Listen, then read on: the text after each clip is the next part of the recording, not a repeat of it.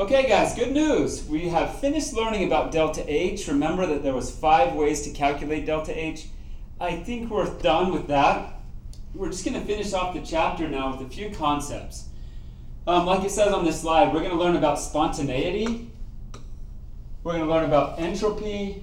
And we'll finish the chapter not with this lesson, but with another lesson with free energy. So 3 more concepts, then we'll be done. So, before we start today, I hope that you have your Chapter 4 guided notes out. There's quite a bit of notes to fill out today as we go through this lesson. Please have your guided notes out, your student workbooks out. Let's be filling in the notes as you go through this lesson. Some other things I'd like to see you have out. You're going to need your thermodynamic data tables. Make sure you've got that handy, and it will make it much easier today as we go through this lesson. Okay, so let's get started with the notes. There's nothing to fill out on this slide, but I just wanted to start with this. And this is the part of the chapter we're going to look at what determines which way a reaction will proceed. When we have reactants A and it goes to B, what makes it go from A to B? Or could it go from B to A? So what is it that makes it proceed that way? We're going to look at that today. And during the next chapter, Chapter 5, we're going to learn about how fast or how slow the reaction will proceed. So how fast would it go from A to B or B to A?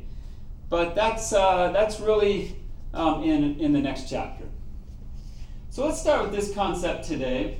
There is something in your notes for this one. Okay, you're supposed to write down the definition for spontaneous process.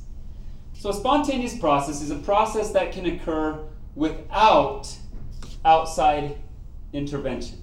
So you don't have to help it. It just goes on its own. A spontaneous reaction will just proceed from the reactants to the products on its own. Thermodynamics, which we have been learning about in this chapter, can tell us the direction in which a reaction will go. It will tell us, does it go to A to B? Or will it go from B to A? Thermodynamics can tell us that. But it doesn't say anything about the speed. How long will it take for the reactant A to make B? We'll learn about that next chapter. So we really need both thermodynamics and kinetics, which is chapter 5 will be about kinetics. We need both of these ideas to really describe a reaction completely and be able to say, is it going to proceed this certain way and how fast it will proceed. Okay, so thermodynamics compares initial and final states only.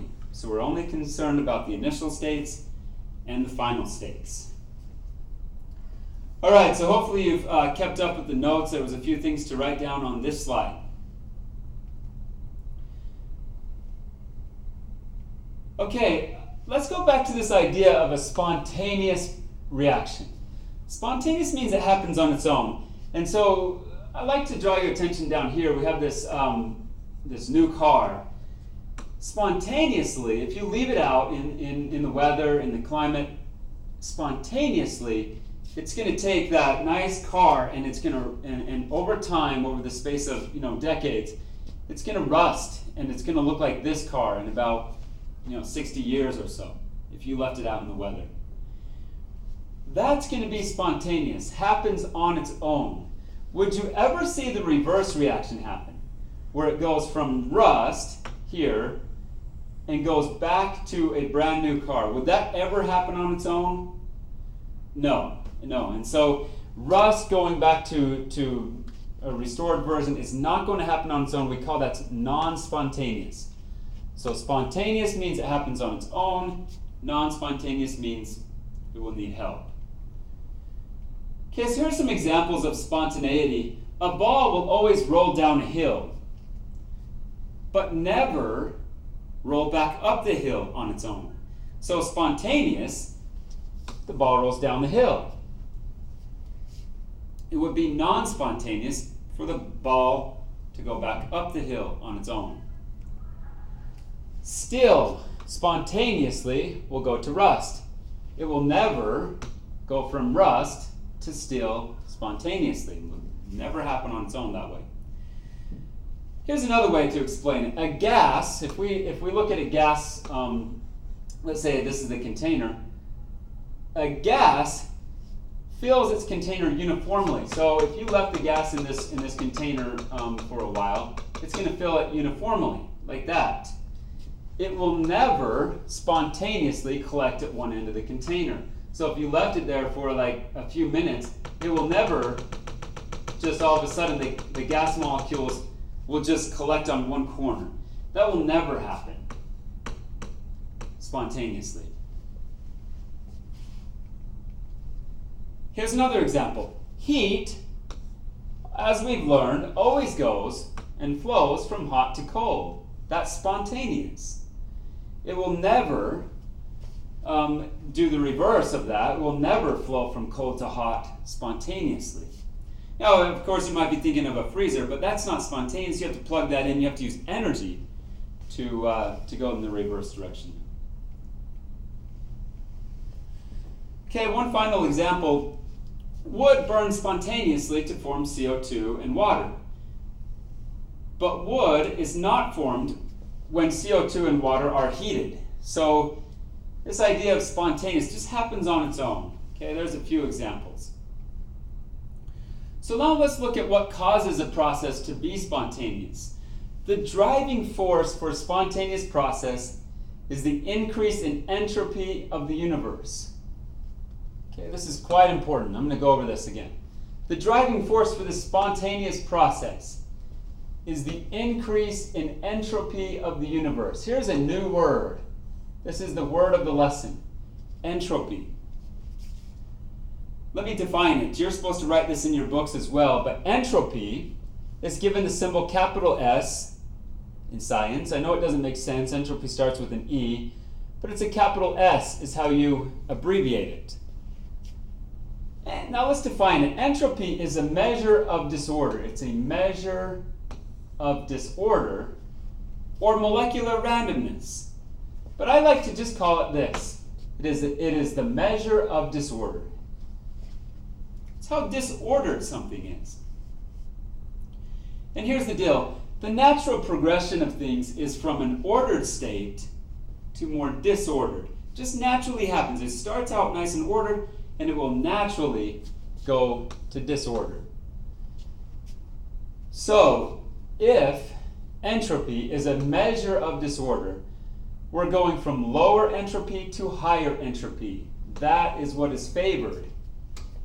In all these instances we're going to see in the natural, just leave it alone, a natural chemical reaction, it will proceed from lower entropy to higher entropy. Here's an example. Okay, let's make this simple at first and see if you can make sense of this. But your room, so your room at your house, naturally tends to get messy. It tends to get messy or disordered over time, right? If you just leave your room, you never put any energy in to clean it, it's going to naturally lead to a messy room. It's more disordered. And why is that? Well, there are simply many more ways for things to be out of place than for them to be in their place. So there's a lot more possibilities for your room to be messy than it is to be cleaned up. So the universe tends to go from ordered state to disorder. We measure it and we call that entropy. It's a measure of disorder. So as things get more messy, entropy goes up. Let me say that again. As things get more messy or disordered, entropy value will go up. Now let me ask you this. What if things get more ordered and the universe or the reaction is getting more ordered? Well, entropy would go down. So we always got to think of it. Entropy is a measure of disorder. The more disorder it is, the higher the entropy value will be. Okay, this is a perfect way to think about entropy. It says entropy here, but it's very ordered right here. It's very ordered. All the It's just very ordered, and as you go throughout the word, it gets more disordered. And that's exactly what entropy is. It's going from order to disorder. And I've got a couple of examples on this page. Let me go quickly. This is a gas, okay? This is a gas in this, this piece of glassware here. But in between the two bulbs on each side, there's a valve. This is a valve that can be opened and closed. If we were to open this valve, if we opened it and let it go for a couple of minutes, well, like we said, the universe tends to favor a disordered state. So if you open this, they're not going to stay in this one bulb nice and ordered. They're going to be more disordered. So if you open it, now you can see all the gas molecules are spaced out and more disordered. Okay, and that we would say entropy is increasing here. Entropy, or the disorder, is increasing. Okay, here's another example. These particles right here are very ordered. Over time, so this is the time arrow, if we let this over time, it's going to favor a state that's more disordered. Okay, here's a stack of bricks. Over time, these bricks are going to favor a state that's more disordered. Say you're taking apart, dismantling, a bricked house or a bricked shed. If you were to throw those bricks down as you went, they're going to be more disordered. They're going to favor a more disordered state. It's almost impossible to throw them down on the ground and have them stacked up nice and neat. And so entropy increases, we get more disordered. All right, so if entropy is a measure of disorder, so it goes up as disorder also goes up. So I have a question. Which phase has more entropy? Would it be the solid phase, the liquid phase, or the gas phase? And to help you, I've drawn little dots here that show the molecules in the solid phase, liquid phase, or the gas phase. So which phase has more entropy?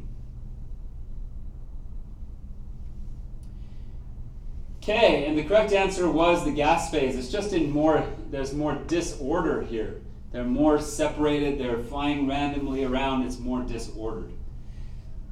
Now let me ask you this, which phase would have the lowest entropy value? The lowest entropy value. Okay, and the answer for the lowest entropy value would be the solid phase. It's more ordered.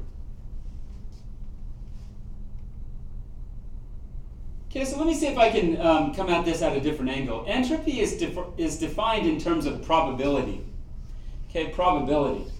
So I've got a definition here. Probability for a substance takes the arrangement that is most likely. Substances take the arrangement that is most likely. The most likely is the most random. Okay, the most likely event is the most random event. So we're going to calculate the number of arrangements for a system and see which event is more likely. Let's say, just for example, it's not in your notes, so just pay attention here. If I was to freeze time at some point in the future and ask you, is there a higher probability that the molecule will be on the right, like it is here, or the left bulb, like it is here? Okay, so I'm just going to let it go. What's the higher probability? Well, there's only two options here.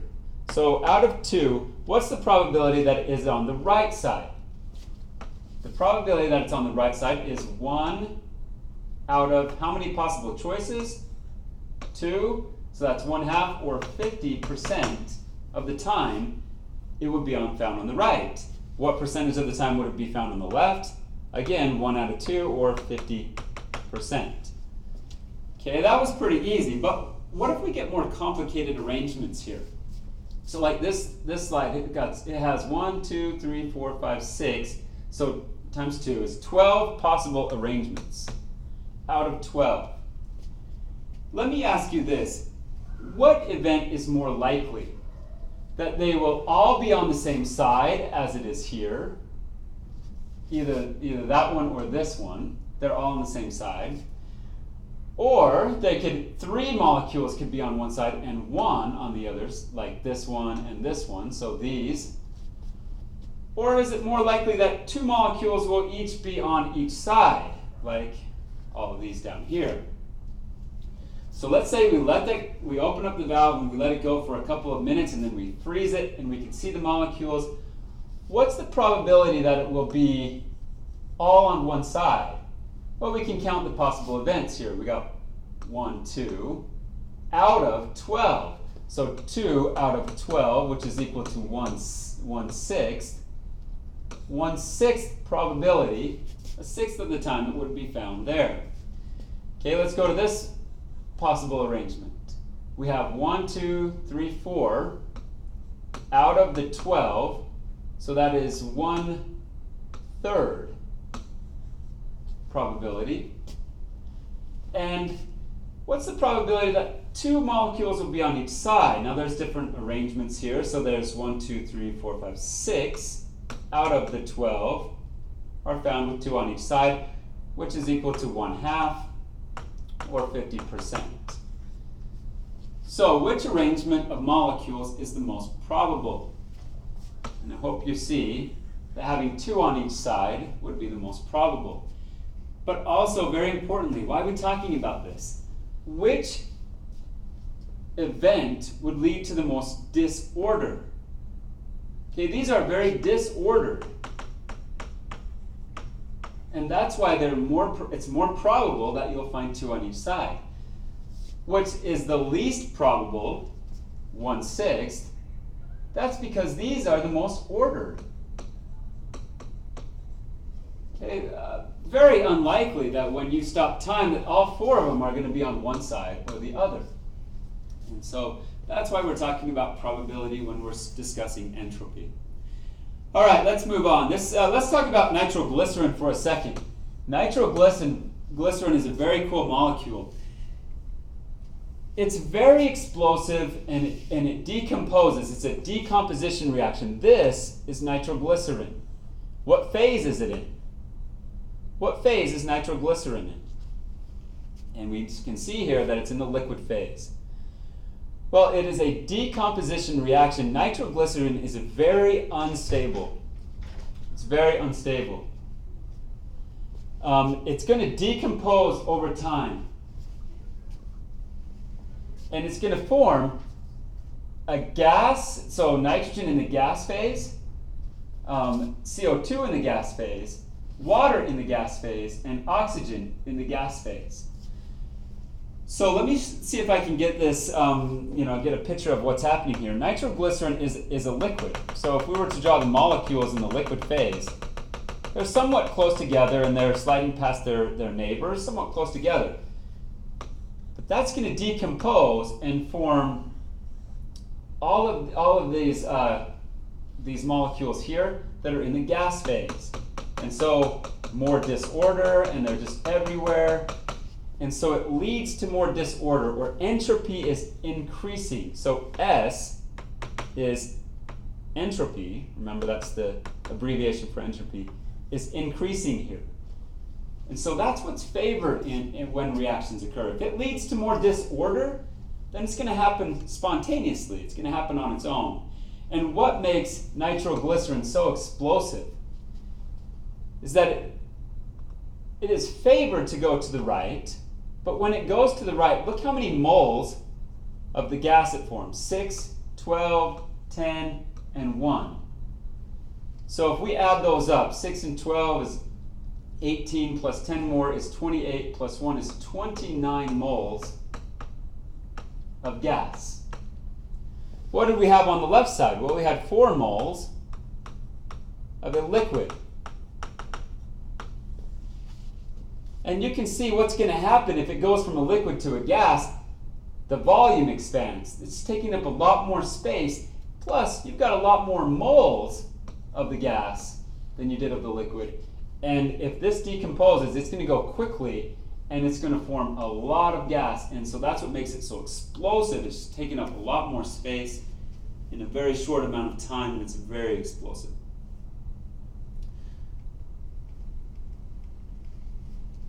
So here's the question. I know I wrote over the top. Does entropy increase or decrease in this reaction? Remember, entropy is a measure of disorder. Is it getting more disordered? That's your question.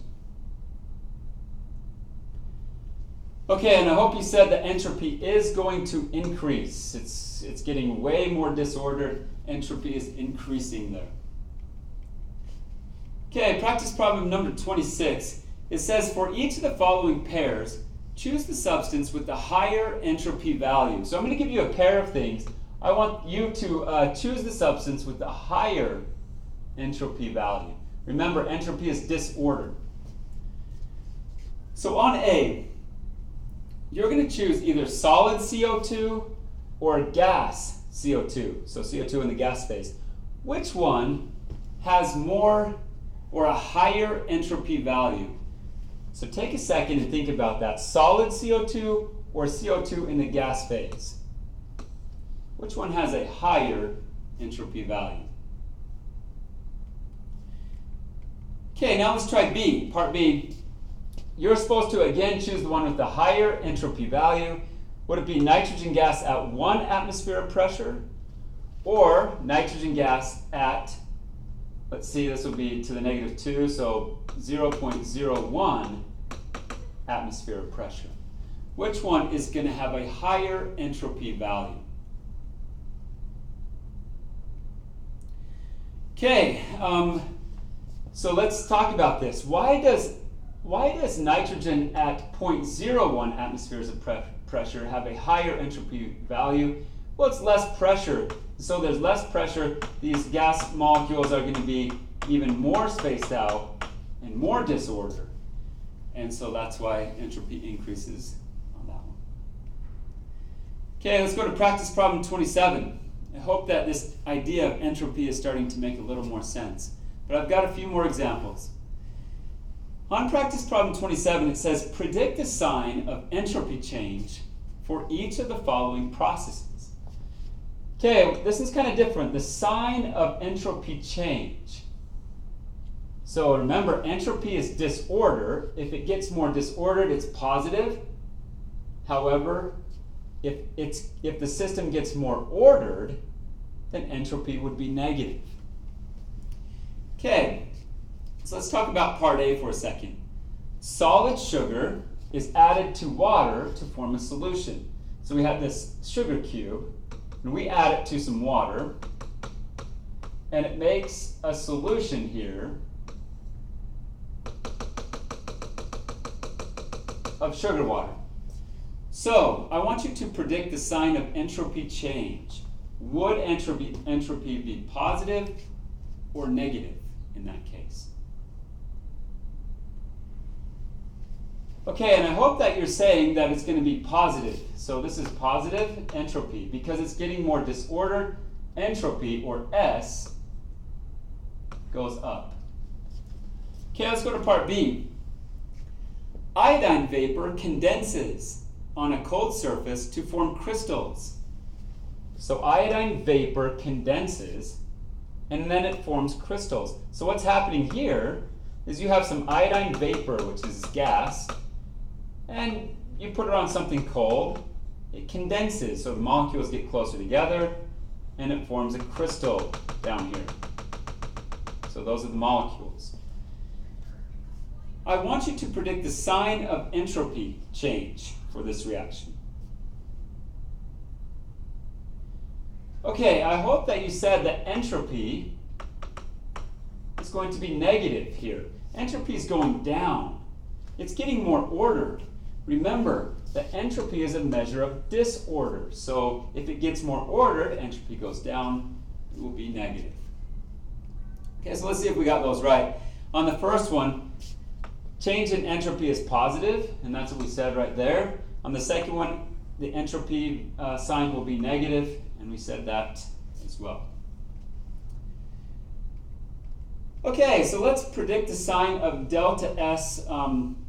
Remember that entropy, measure of disorder, it's abbreviated with an S, is a measure of disorder. Consider the following chemical reaction. Okay, it looks like we got nitrogen gas plus hydrogen gas goes to 2 moles of NH3, which is ammonia gas. Now, if we were going to predict the sign of entropy, or change in enthalpy, what we're going to do when we have a reaction is we're going to look at the moles. How many moles of N2 do we have here? Well, there's no number, but in chemistry we don't write ones. That's just 1 mole of N2. How many moles of hydrogen do we have? We have 3. That 1 mole and this 3 moles comes together and a chemical reaction happens and it makes 2 moles of NH3. So let's look at the moles. What is happening? Is it getting more disordered or more ordered? Well, if we had 1 plus 3, that will be 4 moles on the reactant side and only 2 moles of gas on the product side. So it looks to me like this is more disordered. And the product side, only 2 moles, is getting more ordered. So if we're going from disorder to order, I would say that the change in entropy is going to go down or be negative. It's getting more ordered. Okay? So we predicted how many moles are there in the reactant side and the product side. So reactant side had 4, product side had 2. Looks like it's getting more ordered to me. So this reaction becomes more ordered, or the entropy is negative. Okay, let's see if you've got that idea of predicting the sign down. So it says on practice problem number 28 to predict the sign of delta S for each of the following reactions. Let me give you a second, before I let you try it, remember, look at the moles. There's 1 mole here. On the product side, we have 1 mole here, and also 1 mole here. So I want you to predict the sign of delta S. Is it going to be positive or negative for A? Okay, let's go to B. On B, it looks like we have 2 moles and 1 mole on the reactant side, so that would be 3. And we only have 2 moles of the gas on the product side. So predict the sign of your change in entropy. Will it be positive or negative? Okay, let's look at the answers. On A, I hope you said that it was positive. And here's why.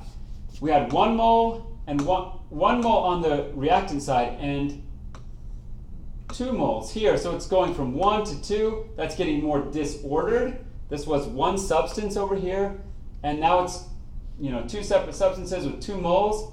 That's getting more disordered. Okay, so disorder is going up. Its change in entropy will be positive. On B, here's why it's negative. We had 2 moles and 1 mole. That's 3 moles going to only 2 moles. It's getting more ordered. So your measure of disorder or entropy is going more negative or down.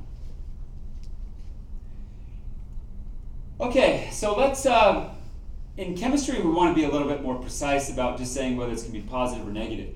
We want to be very precise. We are now going to spend the rest of the lesson quantifying entropy. We're actually putting an actual number to it. Okay, so calculating entropy for a reaction. The entropy of a reaction can be calculated by the following equation, and I call it the return of the Big Mama equation, because it is very similar to the Big Mama equation that we did for delta H. But remember, this is for entropy. Please take a second and jot this down in your book. This equation is going to be very important for the rest of this lesson. All right, so change in entropy for a reaction is equal to, now we've seen this sign before, this sigma sign. And notice it's NP, which is moles of product, times the entropy value of the products. And so I like to put that in brackets most of the time. Once we have the products done, we're going to subtract the reactants. So you take the sigma of the number of moles of reactants times the entropy value of the reactants. Now I want you to get your thermodynamic data tables out. This is just a little clip of your data table. But I want you to take a look. Where do you see entropy listed on the thermodynamic data table? And I hope you're seeing it right here. It's on the far right column. Okay, so this value right here. Notice the units are in joules per mole Kelvin. So this 28.3 that you see right here, this would be 28.3 joules for that, for aluminum. Okay, it's a measure of disorder. So the higher this number gets here, the more disorder there is with that substance. All right, I hope you've got the return of the Big Mama equation written down in your notes. What I've got is to finish up this lesson is just a couple of practice problems. I will go through this first practice problem with you. So practice problem 29, I will go through with you. You will do practice problem 30 on your own. So please pay attention, it's pretty easy. Let's calculate delta S, or change in entropy for this reaction. Okay, so again, the return of the Big Mama equation. Delta S is equal for this reaction. Okay, we're going to do sigma. We're starting with the products this time. And then we're going to get the entropy value for the products. Okay, and once we've got all that taken care of, we're going to subtract off all of your reactants.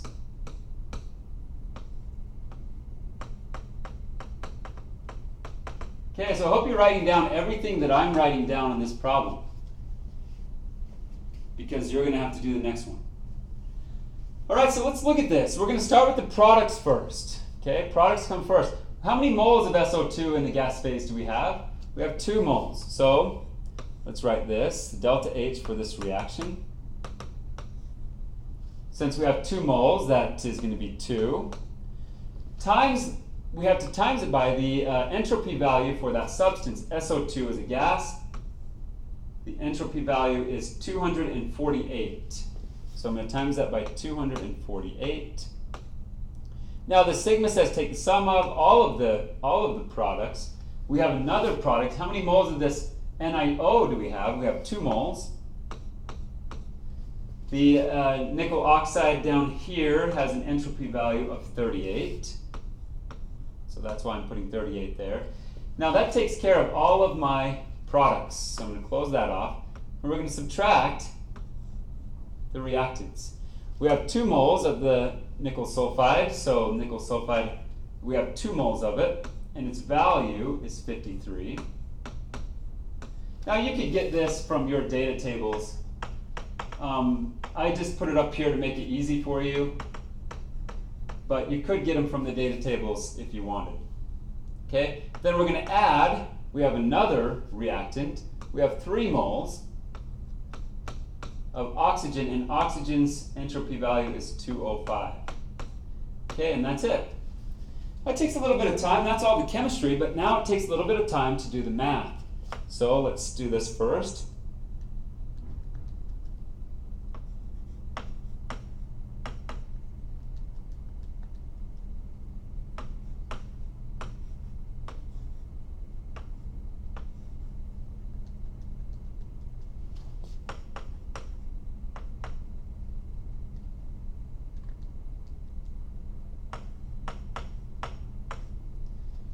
Okay, so 496 plus 76.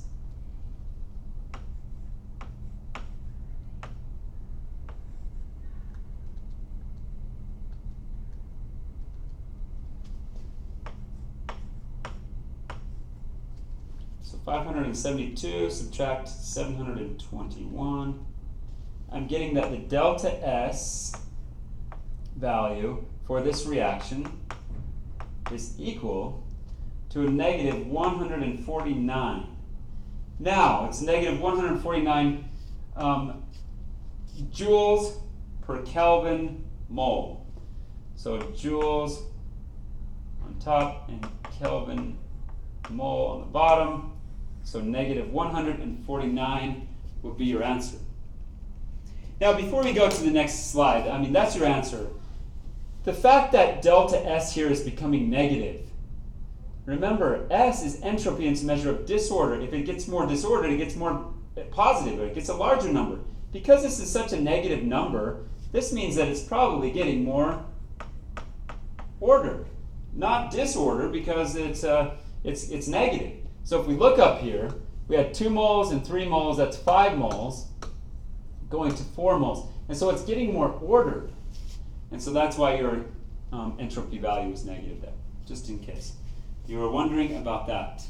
Okay, this is the last slide for the lesson, and I want you guys to do practice problem number 30 on your own. Okay, so I'll put this up here. Practice problem number 30. I want you guys to try this one on your own. Let me give you some time to try.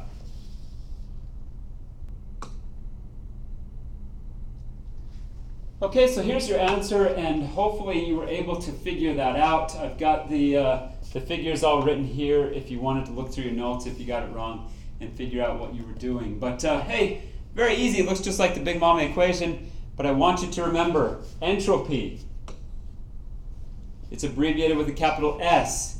It's a measure of disorder. So if something gets more disordered, it's going to be positive. This reaction leads to more disorder. We know that because 179, positive 179, it's getting more disordered. We had 1 mole and 3 moles, that's 4 moles, going to 2 plus 3 is 5 moles. It's getting more disordered. So that's why your delta S was positive. Okay, hopefully you learned something about entropy today. It's very important. It tells us whether a reaction is going to happen spontaneously or non-spontaneously, and we'll continue next time.